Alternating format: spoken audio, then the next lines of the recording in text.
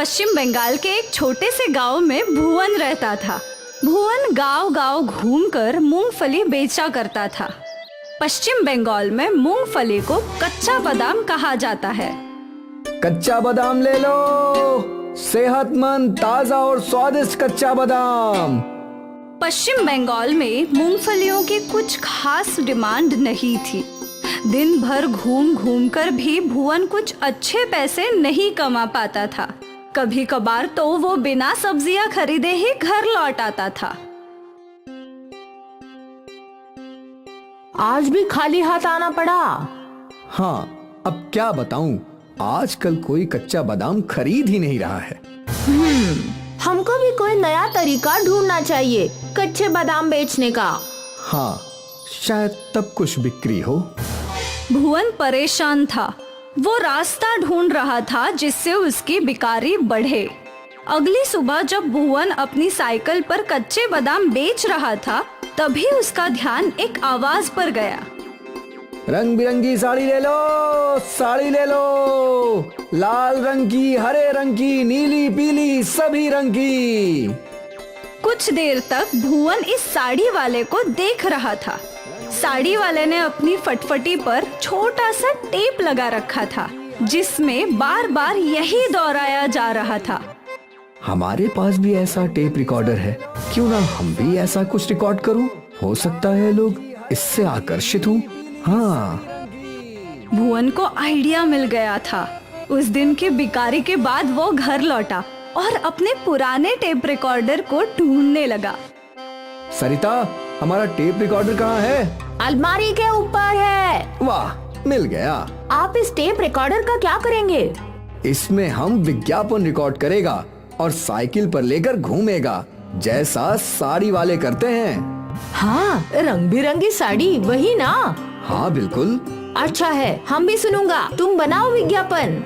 भुवन ने tape record पर button दबाया और अपनी आवाज रिकॉर्ड की। कच्चा बादाम ले लो, सेहतमंद, ताजा और स्वादिष्ट कच्चा बादाम। वाह वाह, ये तो बहुत बढ़िया है। कच्चा बादाम ले लो, सेहतमंद, ताजा और स्वादिष्ट कच्चा बादाम। भुवन ने टेप रिकॉर्डर प्ले किया और उसका विज्ञापन बजने लगा। दोनों पति पत्नी खुश थे। उनको उम्मीद थी कि अब उनके मूंगफलियों की बिक्री बढ़ जाएगी। अगले दिन से भुवन उस टेप रिकॉर्डर पर विज्ञापन बजाकर चलता रहा। कच्चा बादाम ले लो, सेहतमंद, ताजा, स्वादिष्ट कच्चा बादाम। कुछ लोग भुवन के इस विज्ञापन से आकर्षित होने लगे और उसके कच्चे बादाम बिकने लगे। अरे दादा, 10 रुपए का कच्चा बादाम दे दो। हमको भी दो। जी दीदी। आम दिनों से आज कच्चे बादाम की बिक्री अच्छी हो रही थी। भुवन खुश था। आज उसने घर लौटते समय सब्जियों के साथ थोड़ा राशन भी खरीद लिया। अरे सरिता, ये लो, हम ये सब्जियां लाया है और ये चावल और दाल भी। वाह, क्या आज अच्छा बिकारी हुआ? हाँ, अच्छा हुआ। भगवान करे ऐसी बिक्री रोज हो। होगा ही। आप रोज टेप रिकॉर्डर बजाते रहना। ठीक है।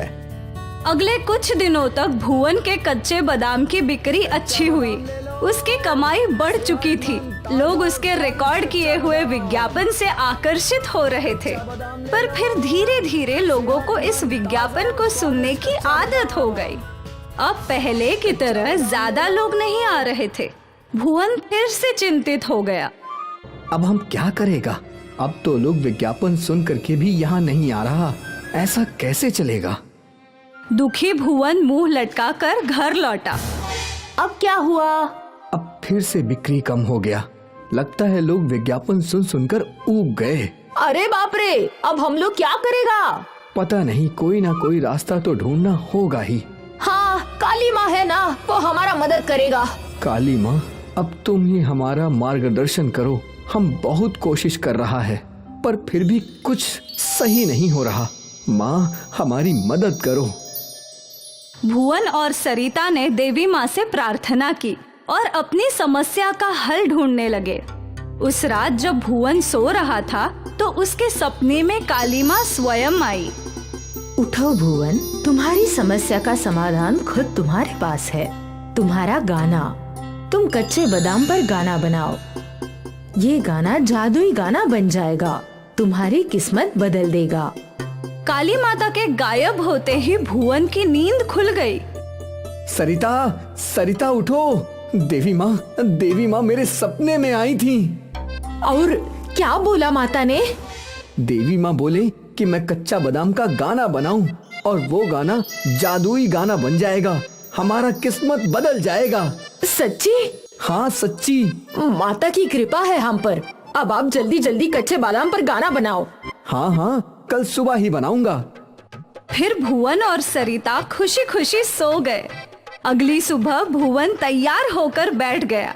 वो गाने के शब्द सोच रहा था। बादाम बादाम ले लो कच्चा बादाम, भाई दीदी मौसी ले लो कच्चा बादाम, बादाम बादाम ये है अच्छा बादाम। फिर उसने अपने शब्दों को धुन दी और टेप रिकॉर्डर का बटन दबा दिया। बादाम बादाम ले लो कच्चा बादाम, बादाम बादाम ले लो कच्चा बादाम, भाई दीदी मौसी ले लो कच्चा बादाम, बादाम बादाम ये है अच्छा बादाम। सरिता वही खड़े रहकर सुन रही थी। वाह, बहुत खूब, भालो। अब बस देवी माँ की कृपा बनी रहे। भुवन ने अपना टेप रिकॉर्डर उठाया और अपनी साइकिल पर चल पड़ा। वो टेप रिकॉर्डर पर गाना बजाकर चलता रहा। उसके गाने से कई बच्चे और बूढ़े आकर्षित हुए। हमको कच्चा बादाम दे दो। जी बाबा। हमको भी। दादा, गाना बहुत अच्छा है। धन्यवाद दीदी। भुवन अपनी साइकिल लेकर चलता रहा और कुछ शहर से आए हुए बच्चे रील्स वीडियो बना रहे थे। उन्होंने भुवन के टेप रिकॉर्डर का गाना सुना। अरे काका, आपका गाना तो बहुत ही अच्छा है, कहाँ से डाउनलोड किया? बेटा, हम डाउनलोड नहीं किया, ये हमारा गाना है। क्या आप हमारे लिए ये गाना गा सकते हैं? अगर तुम लोग कच्चा बादाम खरीदोगे तो जरूर गाएगा। ठीक है, हम दोनों को कच्चा बादाम दे दो। भुवन ने दोनों लड़कों को कच्चा बादाम दिया। अब गाइए काका, मैं रिकॉर्ड कर रहा हूँ। ठीक है। बादाम बादाम ले लो कच्चा बादाम, बादाम बादाम ले लो कच्चा बादाम, भाई दीदी मौसी ले लो कच्चा बादाम, बादाम बादाम ये है अच्छा बादाम। भुवन का गाना उस लड़के ने रिकॉर्ड करके सोशल मीडिया पर डाल दिया। थैंक यू काका। और भुवन वहां से चला गया अपने कच्चे बादाम बेचने। भुवन का ये कच्चा बादाम गाना झट से वायरल हो गया। हर कोई भुवन का गाना सुन रहा था।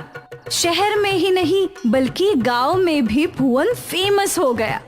अगले दिन जब भुवन कच्चे बादाम बेचने निकला। अरे दादा, आप तो वही है ना कच्चे बादाम गाने वाले? जी दीदी, पर आपने कहाँ सुना? आपका गाना इंटरनेट पर वायरल हो गया दादा। पूरे इंटरनेट पर आप ही छाए हो। दादा, मैं आपके साथ एक सेल्फी लूं क्या? जी। उस औरत ने भुवन के साथ सेल्फी खिंचवाई।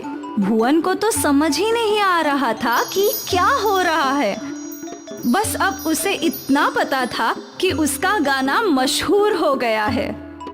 कुछ ही दिनों में एक बड़ी म्यूजिक कंपनी वाले भुवन के घर आए।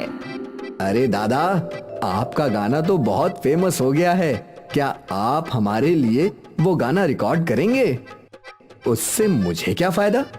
आपको उस गाना को गाने के 50 लाख रुपए मिलेंगे। 50 लाख रुपए? 50 लाख रुपए सुनते ही भुवन और सरिता की खुशियों का ठिकाना नहीं रहा। भुवन ने तुरंत हाँ कर दी। बादाम बादाम ले लो कच्चा बादाम, बादाम बादाम ले लो कच्चा बादाम, भाई दीदी मौसी ले लो कच्चा बादाम, बादाम बादाम ये है अच्छा बादाम। इन पैसों से भुवन ने नया घर खरीदा। अब वो गरीब नहीं था और भुवन के ये जादुई कच्चा बादाम गाने ने उसकी जिंदगी बदल दी।